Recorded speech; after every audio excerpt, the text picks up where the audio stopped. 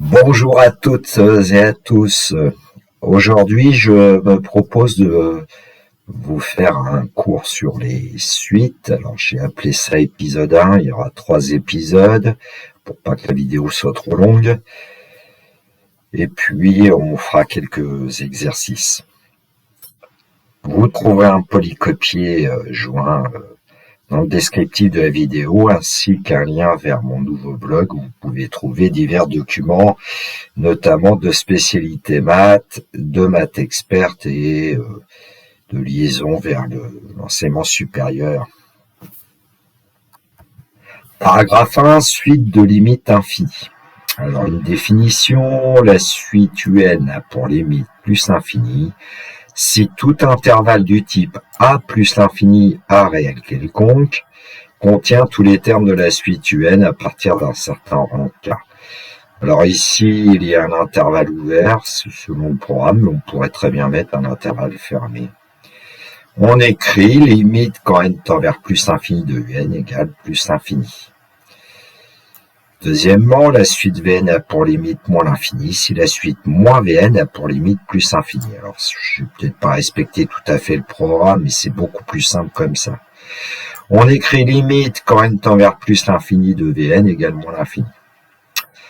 Alors, un petit exemple graphique, on va regarder ça avec le logiciel GeoGebra. Donc à l'écran, vous voyez dans la zone graphique, en tout cas, avec n pour abscisse, un pour ordonnée, pour les points mn, qui auront pour coordonnées nun. Alors vous voyez apparaître un réel A. Ici A, dans la graphique 2, on voit que sa valeur c'est 20.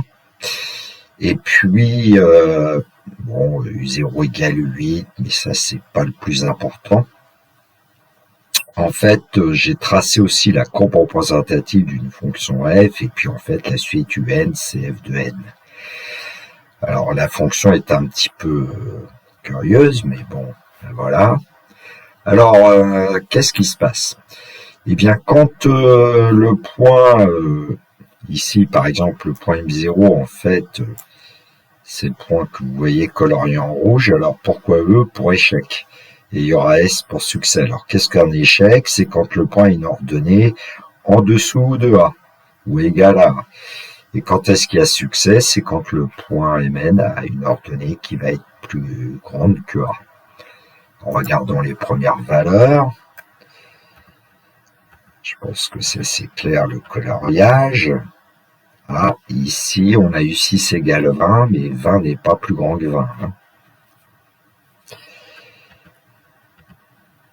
Ah, là, on a un terme de la suite 8 qui est plus grand que 20. On voit que dans la fenêtre graphique 2, c'est 24. Bon, il y a des points rouges, des points bleus. Et puis, à partir d'un certain moment, il va y avoir que des points bleus. À partir d'un certain rang que j'ai appelé K ici. À partir du rang K. Et donc, à partir du rang K, tous les termes de la suite vont être plus grands que A, donc pour n supérieur égal à K. Et donc dans ce cas-là, on se dit qu'il y a beaucoup de termes de la suite plus grands que 20. Alors évidemment, on peut modifier et puis prendre une valeur de A qui va être plus grande, par exemple. Alors je vais rafraîchir l'affichage pour plus qu'on voit les couleurs. Et puis, prenons A égale 50, par exemple. Voilà. Là, on va animer. Donc, quelques points rouges, quelques points bleus, et puis on a l'impression qu'à partir du rang ici K, tous les points sont coloriés en bleu, c'est-à-dire que pour n supérieur égal à K, UN est plus grand que 50. Alors, il faudrait faire ce travail pour n'importe quelle valeur de A, évidemment. Alors, on va traduire un petit peu autrement la définition de la limite en plus l'infini. En fait, avec ce qu'on vient de faire, on se dit soit un réel donné, et puis en fait aussi grand que l'on veut, puisque On veut voir que la limite de la suite, c'est plus infini, donc voilà. Alors, s'il existe un entier naturel K, tel que pour tout entier n supérieur égal à K, un est plus grand que A, alors on dira que la limite de la suite un est plus infinie. Alors, je vous ai donné quelques exemples de référence, hein. C'est quand même important. Alors, j'ai pris un nombre P qui est un entier naturel non nul pour pouvoir parler de n puissance P. Alors, évidemment, ça nous donne n au carré, n au cube. Et puis, la racine carrée de n aussi, on considérera qu'ils ont pour limite plus infinie. On va démontrer juste après que, par exemple, la suite de termes général n au carré a bien pour limite plus l'infini.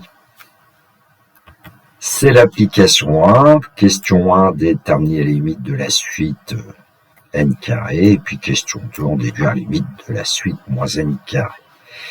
Alors la question 1, comment on peut faire? Faut déjà, pour utiliser la définition, là, c'est avoir une idée de la limite. Or, quand n tend vers plus l'infini, je pense que tout le monde doit pouvoir se dire que n au carré va tendre vers plus l'infini. Quand n devient de plus en plus grand, n au carré devient de plus en plus grand. Donc cette conjecture, voilà comment on l'écrit avec le symbole limite. Alors je vous ai quand même fait un petit tableau de valeurs, hein. Alors, j'ai utilisé les puissances de 10, c'est classique. Quand n vaut 10, n au carré, c'est 10 au carré. Quand n égale 10 au carré, n au carré, c'est 10 puissance 4. Quand n vaut 1000, n carré vaut 1 million. Et quand n vaut 1 million, n carré, c'est 1 milliard, 2 milliards. Donc, pour utiliser ce qu'on vient de dire, c'est qu'on se prend un nombre A, un nombre réel quelconque, et d'ailleurs A est aussi grand qu'on veut, hein.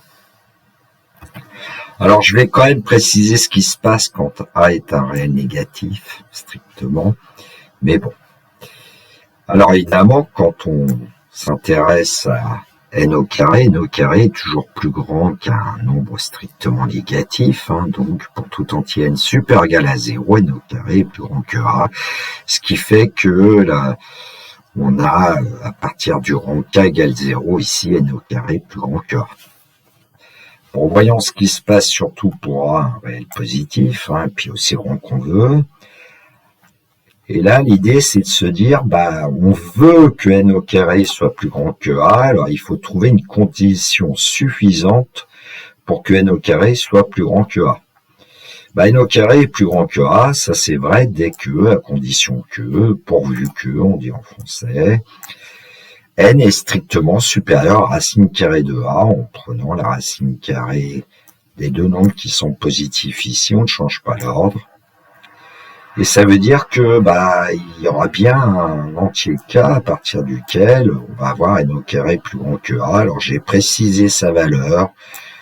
Je suis pas sûr que ça soit dans l'esprit du programme, mais si on veut un entier qui soit supérieur à racine carrée de A, il suffit de prendre la partie entière de racine carrée de A et d'ajouter 1, et ça marche. Et donc on a trouvé un entier K pour lequel, pour tout entier n supérieur égal à K, n au carré, n est plus grand que racine de A, c'est-à-dire qu'il existe un entier naturel K tel que pour tout entier n supérieur égal à K, n au carré est plus grand que A. On en déduit que la suite de termes général n au carré a pour limite plus infini. La question 2, maintenant qu'on sait que n au carré a pour limite plus infini, la suite moins n carré a pour limite moins infini puisque c'est son opposé. Paragraphe 2, suite de limite finie. Alors, une définition, la suite un a pour limite le nombre réel grand L si tout intervalle ouvert contenant le réel grand L contient tous les termes de la suite un à partir d'un certain rang K. Et on dit alors que la suite un converge vers le nombre réel grand L. On écrit limite quand n tend vers plus infini de un égale grand L. Ça veut dire que quand une suite a une limite qui est un réel, on dit qu'elle est convergente. Sinon, on dit qu'elle est divergente. Alors l'exemple graphique, on va les voir avec GeoGebra. Alors à l'écran, vous avez la courbe d'une fonction f qui est tracée, mais nous, ce qui nous intéresse, c'est une suite UN. Donc on va placer n en abscisse, UN en ordonnée, ça nous fabrique un point Mn. Alors ici, comme le curseur est mis à 2, c'est le point M2. Je vais pas trop bouger le curseur pour l'instant. Alors en fait, c'est le premier terme de ma suite. J'ai décidé de démarrer à 2. De toute façon, ça n'a pas beaucoup d'importance puisque ce qui nous intéresse, c'est quand même tourner à l'infini. Et donc, j'ai considéré que cette suite UN allait certainement se rapprocher d'un nombre grand L. On ne connaît pas. Bon. Et puis, en fait, qu'est-ce que ça va signifier? Ça va signifier, d'après ce qu'on vient de dire dans le cours, que si on prend un intervalle ouvert contenant grand L, tous les termes de la suite devraient s'y trouver à partir d'un certain rang K. Alors en fait, moi je me suis contenté d'un intervalle du type L-R, L plus R. C'est quand même plus simple de centrer l'intervalle en L. C'est ce que vous ferez dans le supérieur, de toute façon. Alors que se passe-t-il? Pour n égale 2, par exemple, ici, le point M2, alors c'est un échec, parce que le point M2 n'est pas dans ce qu'on pourrait appeler le tuyau, le tube défini par l'intervalle L-R, L plus R. Alors que se passe-t-il pour 3? Il est dedans. Mais pour 4, il n'est pas dedans, le point M4. M5 non plus. M6, il y est. M7, il n'y est pas. M8, il n'y est pas. M9, il y est. Bref, à partir d'un certain rang, on a l'impression qu'après, tous les termes de la suite vont être strictement compris entre L-R et L plus R, ce qui fait qu'on se dira que cette suite, en tout cas UN, tend vers grand L certainement.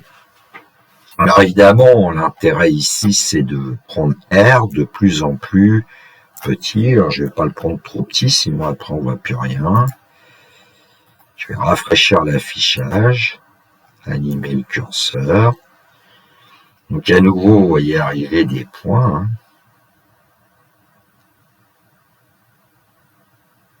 Et donc à partir d'un certain rang K, alors dans la graphique 2, on nous dit que c'est K égale 15. Je ne vais pas vous détailler comment j'ai réalisé cette figure. Et voilà, pour tout entier n super égal à K, on a le sentiment que UN est strictement compris entre L-R et L plus R. On va traduire ce que je viens de vous dire. Donc, soit R un réel strictement positif donné, aussi proche de 0 que l'on veut, mais enfin strictement positif quand même. Et on va dire que s'il existe un antinaturel K tel que pour tout entier N super égal à K, UN est strictement compris entre L-R et L plus R, alors la limite de la suite UN est grand L. Exemple de référence, petit p est un antinaturel non nul, et j'ai pris les inverses et suite de tout à l'heure, en fait. 1 divisé par racine carrée de n. Racine carrée de n devient très très grand quand n devient grand, et donc son inverse se rapproche de 0. Idem pour 1 divisé par n puissance p, et puis on va tout de suite voir une application, on va le justifier, alors je crois que c'est pour 1 sur n. Application 2, déterminer la limite de la suite 1 sur n, et puis en déduire la limite de la suite moins 1 sur n. Donc pour la question 1, qu'est-ce qu'on fait? On va faire une conjecture, il faut avoir une idée de ce que c'est que la limite. Alors je vous ai fait un petit tableau de valeurs pour qu'on voit un peu les choses, avec les valeurs de n égale 10, 10 au carré, 10 au cube, 10 puissance 6. Bon. Alors, quand n vaut 10, 1 sur n, c'est 10 puissance moins 1, c'est-à-dire 0,1. Quand n vaut 10 au carré, 1 sur n, c'est 10 puissance moins 2, c'est-à-dire 0,01. Quand n vaut 10 au cube, quand n vaut 1000, qu'est-ce qu'on obtient pour 1 sur n? 1 millième. Et quand n vaut 1 million, qu'est-ce qu'on obtient pour 1 sur n? 1 millionième. Donc on conjecture que quand n tend vers plus l'infini, 1 sur n tend vers 0, c'est-à-dire sous forme avec le symbole limite. Limite quand n tend vers plus infini de 1 sur n égale 0. Donc, qu'est-ce qu'il faut faire? Il va falloir qu'on se donne un réel R strictement positif, aussi proche de 0 que l'on veut. Et nous, on voudrait que 1 sur n soit compris entre grand L moins R et grand L plus R, mais ici, grand L vaut 0, donc ça veut dire qu'on veut que 1 sur n soit strictement compris entre moins R et R. Et donc, on va essayer de trouver une condition suffisante pour que ça fonctionne. Alors, à partir du moment où on a moins R plus petit qu'un sur n plus petit que R, on remarque qu'on a toujours 1 sur n qui est positif plus grand que moins R. Donc, finalement, cette condition est toujours vérifiée. Alors, à partir de quand on va avoir moins R plus petit que 1 sur n plus petit que R, à partir du moment où 1 sur n est strictement inférieur à R. C'est-à-dire, en passant à l'inverse, ce sera dès que n est strictement supérieur à 1 sur R. Je rappelle que 1 sur R, c'est un nombre strictement positif. Et donc, un nombre strictement positif, il est compris entre deux entiers. Et comme on veut n plus grand que 1 sur R, on va dire que c'est vrai dès que n est supérieur ou égal à k, avec k, qui est la partie entière de 1 sur R plus 1. Donc finalement, il existe un entier naturel k, tel que pour tout entier n supérieur ou égal à k, moins R strictement inférieur à 1 sur n, strictement inférieur à R. Donc on en déduit qu'à la suite 1 sur n a pour limite 0. Bon, la question 2, puisque la suite de terme général 1 sur n a pour limite 0, son opposé a pour limite moins 0, c'est-à-dire aussi 0. Alors évidemment, le problème, c'est que parfois, on ne saura pas forcément quelle est la limite d'une suite, donc c'est pour ça qu'on aura des théorèmes pour essayer de justifier qu'une suite a une limite, notamment une limite finie ou une limite infinie. Et parfois, il y a des suites qui n'ont pas de limite, comme par exemple la suite de terme général moins 1 à la puissance n, qui prend alternativement les valeurs moins 1, 1, moins 1, moins 1, 1. C'est un exemple qui a dû être traité en classe de première. Paragraphe 3, opération simple sur les limites. Alors, qu'est-ce que j'appelle simple? On va voir avec le tableau de valeurs. Donc, on considère un nombre réel grand L, un nombre lambda qui est un réel non nul, on verra pourquoi éventuellement, et U est une suite de nombres réels. Alors, je l'ai appelé U parce que c'est plus simple, c'est UN si on veut. Alors, si U a pour limite grand L, et si on ajoute un réel lambda, la suite U plus lambda a pour limite grand L plus lambda. C'est une propriété admise. Bon, c'est assez intuitif, ça. Si la suite U tend vers plus l'infini et qu'on ajoute un réel lambda, elle va tendre vers plus l'infini. Si la suite U tend vers moins l'infini et qu'on ajoute un réel lambda, elle va tendre vers moins l'infini. Et deuxième tableau, c'est multiplier U par lambda qui va nous intéresser. Et donc, si U a pour limite grand L, et lambda U a pour limite lambda grand L.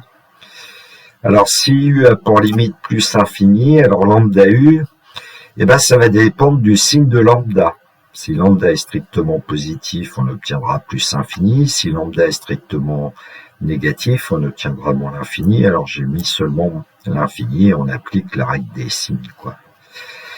Et puis, quand U a pour limite moins l'infini, même chose, lambda U a pour limite l'infini, et donc c'est plus ou moins l'infini selon le signe de lambda.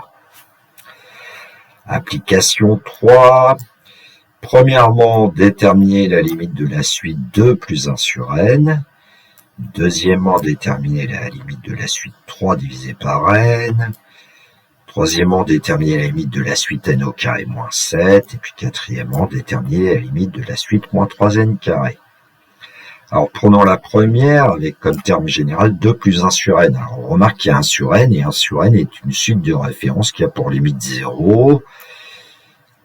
Et donc, comme on ajoute 2, on l'obtient comme limite 2 d'après le premier tableau de valeur. Ensuite, on s'intéresse à 3 divisé par n. Alors, on sait que 1 sur n a pour limite 0, et en multipliant par 3, on obtient 3 fois 0, c'est-à-dire que la suite de termes générale 3 divisé par n a pour limite 0. Troisièmement, on sait que la suite n au carré est pour limite plus l'infini, et on ajoute moins 7, donc on a la suite de termes général n carré moins 7 qui a pour limite plus l'infini. La quatrième, on s'intéresse à la suite moins 3n carré, et comme on sait que la suite n au carré a pour limite plus l'infini, en multipliant par moins 3, on obtient que la suite moins 3n carré a pour limite moins l'infini. Paragraphe 4, addition, produit, quotient de limite. Alors, toujours une propriété admise dans le cadre de programme de terminale. Alors ici, dans le tableau, on aura besoin de deux nombres réels, grand L et grand M. U et V sont des suites de nombres réels. Et puis, vous allez voir arriver quelque chose qui va être écrit sous la forme FI, signifie qu'on ne peut pas conclure tout de suite. On appelle ça une forme indéterminée, donc on note FI. On en reparlera après. Alors, il y a une série de résultats. Si la suite U a pour limite grand L et V a pour limite grand M, la somme U plus V aura pour limite grand L plus grand M. Si la suite U a pour limite grand L, qui est un réel, et V a pour limite plus infini, quand on va ajouter les deux, on aura comme limite plus infini. Alors, je ne vais pas tout vous énumérer. Voilà, celle-là, c'est à peu près clair. Quand les deux suites ont pour limite plus infini, la somme a pour limite plus infini. C'est intuitif. Quand les deux suites ont pour limite moins l'infini, la somme a pour limite moins l'infini. En revanche, quand par exemple l'une tend vers plus l'infini et l'autre tend vers moins l'infini, on va voir que on ne peut pas conclure tout de suite avec des exemples que je traiterai tout à l'heure. Deuxième tableau, pour le produit UV. Donc on dit que si U a pour limite le réel L et puis V a pour limite le réel grand M, le produit des deux suites a pour limite le produit des limites, L fois M. Alors quand le nombre L n'est pas égal à 0, et qu'on multiplie par soit plus l'infini, soit moins l'infini, on obtiendra moins l'infini. Évidemment, on appliquera la règle des signes.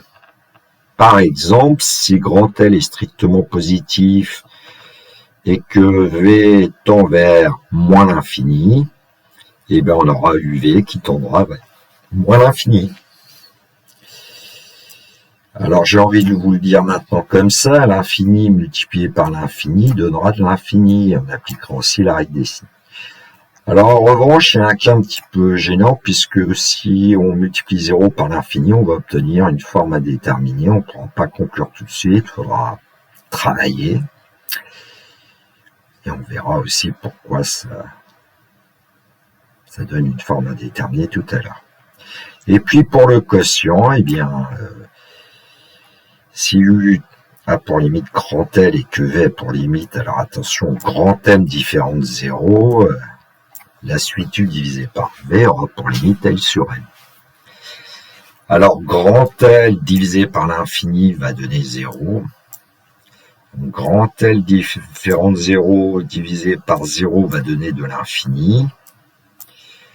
L'infini divisé par grand M, ça donnera de l'infini, même peu importe, même si M vaut 0. Alors, infini sur infini donnera une forme indéterminée. 0 sur 0 donne aussi une forme indéterminée. Alors, il faut bien les connaître, les formes indéterminées, parce que dans ce cas-là, on ne peut pas conclure. Alors, une application simple, la 4, la suite UN est définie par UN égale 2 moins 3 divisé par N plus 1 pour tout entier naturel N. Déterminer la limite de la suite UN. Comment faire? On s'intéresse d'abord au nombre N. Alors, à N, on lui ajoute 1 en dénominateur, là.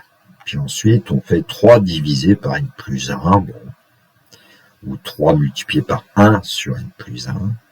Bon, après, on prend l'opposé et ensuite on ajoute 2. Avec ce chemin-là, on doit pouvoir s'en sortir. Donc on part de n. Là, j'ai utilisé le symbole limite. Limite, quand n tend vers plus l'infini, de petit n, c'est plus l'infini, suite de référence. Vous ajoutez 1, on obtient plus l'infini. Pour la limite, quand n tend vers plus l'infini de n plus 1. Ensuite, ce qu'on va faire, c'est 3 divisé par l'infini. Alors, 3 divisé par l'infini, ça donne 0. Donc, la limite, quand n tend vers plus l'infini, 3 sur n plus 1 égale 0.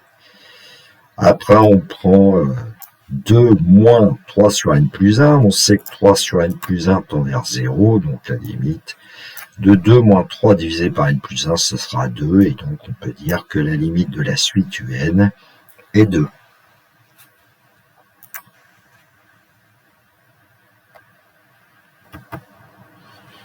Voilà, je l'ai écrit quand même en français. De manière mathématique, j'ai envie de dire avec des symboles et en français. Passons à des choses plus sérieuses, les exercices. Donc le premier, ça sera une suite qui va être définie par un égale n au cube moins 2n plus 3 pour tout entier naturel n, et il s'agira de déterminer la limite de cette suite. Alors même chose, sauf que là, un, ça sera 6 n au carré plus 1 divisé par 2n carré plus 5 dans l'exercice 2. Et même chose, mais avec un égale 4n plus 3 divisé par 2 racines carrées de n plus 1 dans l'exercice 3. Alors, je vais passer tout de suite à la correction. Donc, l'énoncé de l'exercice 1, la suite un est définie par, pour tout entier naturel n, un égale n au cube moins 2n plus 3. La question déterminait la limite de la suite un. Alors, j'ai envie de dire que un est constitué de 3 termes, mais en même temps, je vais travailler seulement avec 2 termes. D'abord n au cube, et puis ensuite moins 2n plus 3. Alors, la limite quand n tend vers plus infini de n au cube, c'est plus infini. Et puis, la limite de moins 2n plus 3, c'est quand n tend vers plus infini, c'est moins l'infini, puisque n tend vers plus l'infini, multiplié par 2, on obtient moins l'infini, on ajoute 3, on obtient moins l'infini. Ici, je n'ai pas détaillé parce qu'au fur et à mesure du temps, il y a quand même des suites pour lesquelles on pourra donner tout de suite la limite. Alors, moins 2n plus 3, c'est une suite arithmétique de raison moins 2. Et donc, dans ce cas-là, on va assez vite parfois.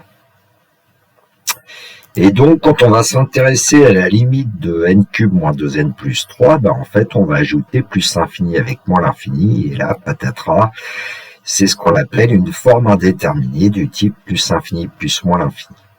Alors, comment lever l'indétermination?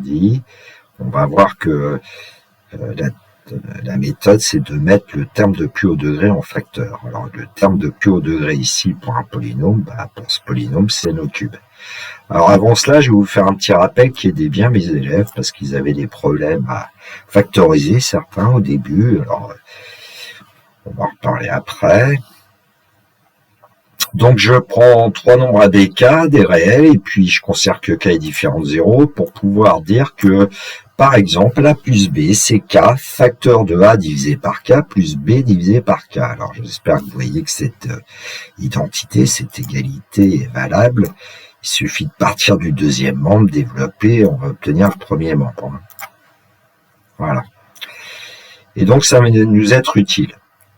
Alors ensuite, il va y avoir aussi une remarque que je vais quand même faire, même si on la demande pas beaucoup, notamment pour le bac, mais quand même, c'est que comme on va mettre n au cube en facteur, on va faire apparaître des dénominateurs, et les dénominateurs ne doivent pas être nuls, et on va voir que n égale 0 pose un petit problème. Et donc ici, on va travailler pour tout entier n support égal à 1, ce qui va pas être très gênant, puisque ce qui nous intéresse, c'est la limite quand n tend vers plus infini. Alors, j'ai quand même rappelé que un, c'est n au cube moins 2n plus 3, et on factorise un par n au cube. Et donc, avec le rappel que je vous ai donné, c'est pas trop difficile a priori de trouver ce qu'il va y avoir dans la parenthèse, puisque, qu'est-ce qu'on a dit dans le rappel? Finalement, quand on met un nombre en facteur, les nombres A et B qu'on avait au départ, faut les diviser tous les deux par K. Et donc, comme on a mis n au cube en facteur, tous les nombres qu'on avait n au cube moins 2n plus 3, va falloir les diviser par n au cube. Et donc, on obtient un égale n au cube, facteur de n au cube sur n au cube, moins 2n sur n au cube, plus 3 sur n au cube. La ruse, c'est le fait de mettre n au cube en facteur. Et donc, après simplification, on obtient un égale n au cube, facteur de 1, moins 2 divisé par n carré, plus 3 divisé par n au cube. Ensuite, on simplifie. Alors, en fait, cette ligne-là, la plupart du temps, une fois qu'on a acquis la factorisation, on l'écrit même plus. On passe directement de n au cube moins 2n plus 3 à n au cube, facteur de 1 moins 2 sur n au carré, plus 3 sur n au cube. Bon, à cause de 2 sur n au carré, n ne peut pas prendre la valeur 0. Et puis ici, à cause de 3 sur n au cube, n ne peut pas prendre la valeur 0.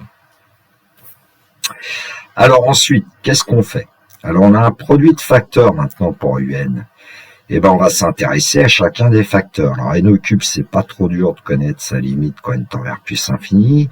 Là, il y a un peu plus de travail pour le deuxième facteur, donc je vais m'occuper du deuxième facteur. Alors, je vais quand même dire que la limite de 1, c'est 1.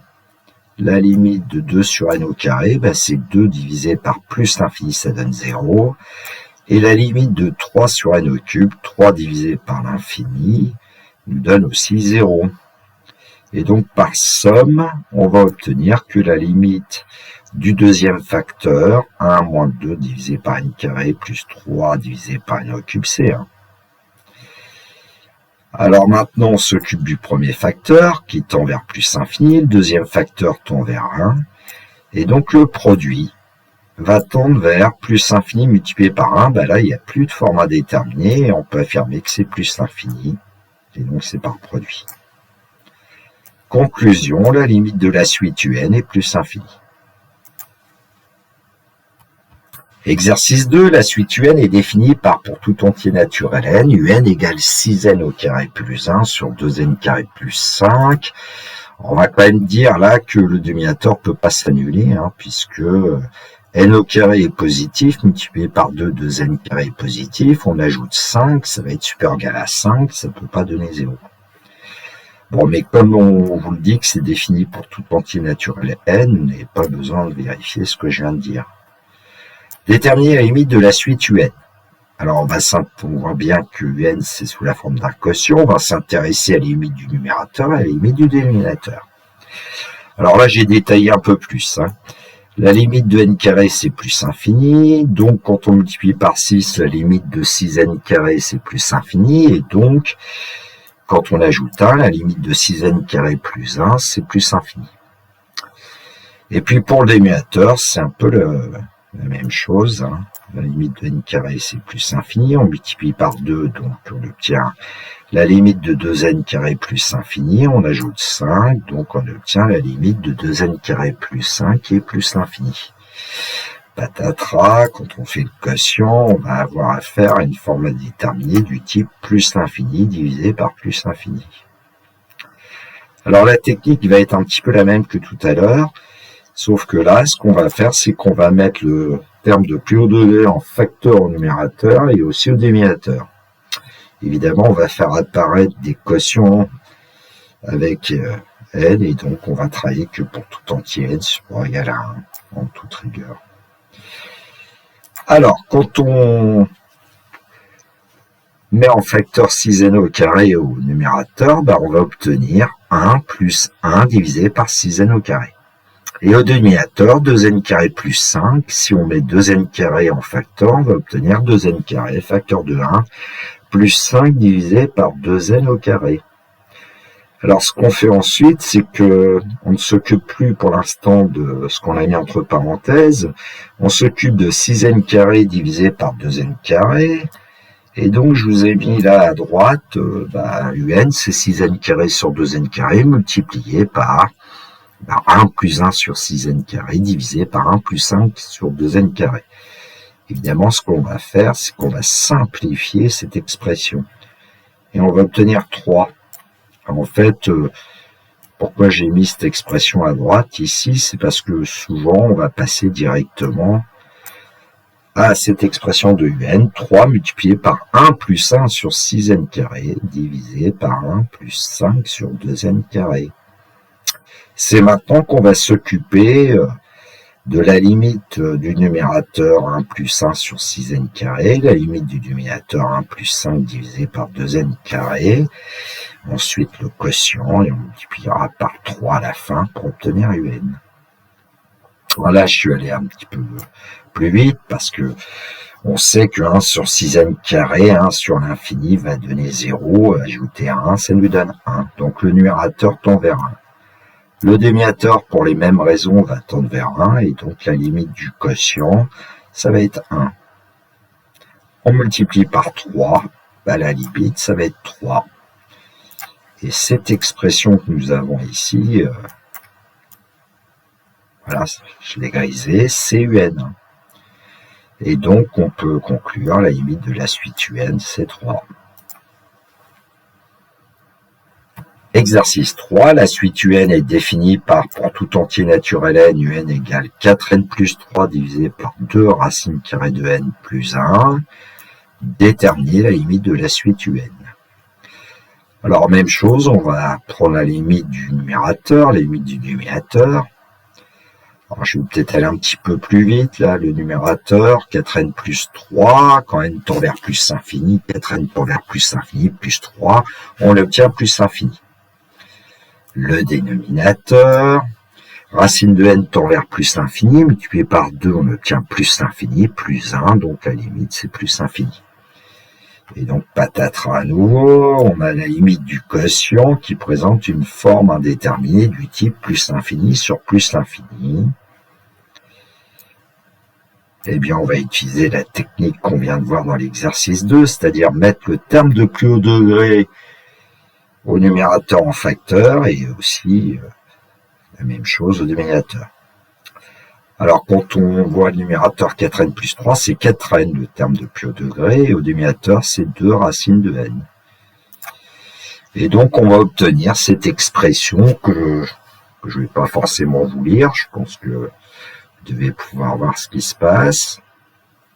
Et donc, l'idée, c'est de séparer cette fraction en deux, entre guillemets, avec un produit, c'est-à-dire prendre 4n divisé par 2 racine de n, multiplié par 1 plus 3 divisé par 4n et divisé par 1 plus 1 sur 2 racine de n.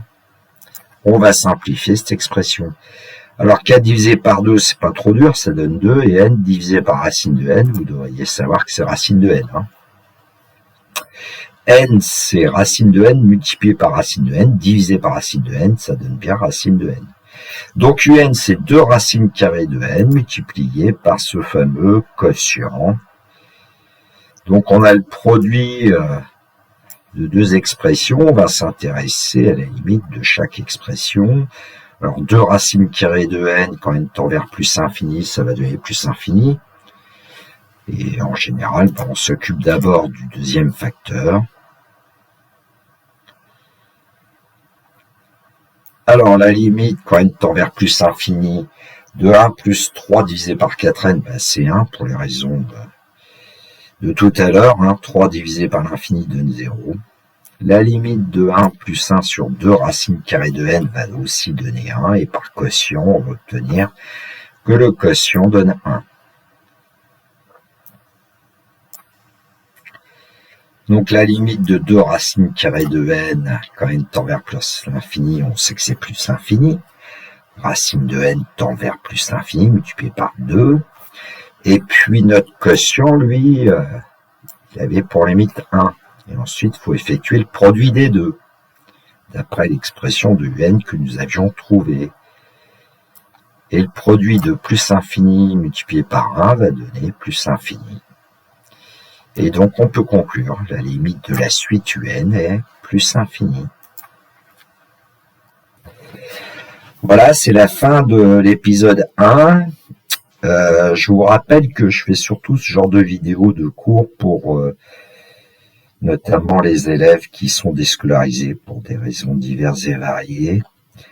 J'espère que ça pourra leur être utile, et puis utile peut-être à d'autres, bien sûr. Il me reste à vous souhaiter une très belle journée. Surtout, prenez bien soin de vous, que la force soit avec tous les gens qui étudient, comme moi, je continue à étudier. Et puis, si mes vidéos vous plaisent, un petit pouce levé m'encourage. Éventuellement, vous m'envoyez un message si vous souhaitez certaines choses. Et il me reste à vous dire le classique. Au revoir.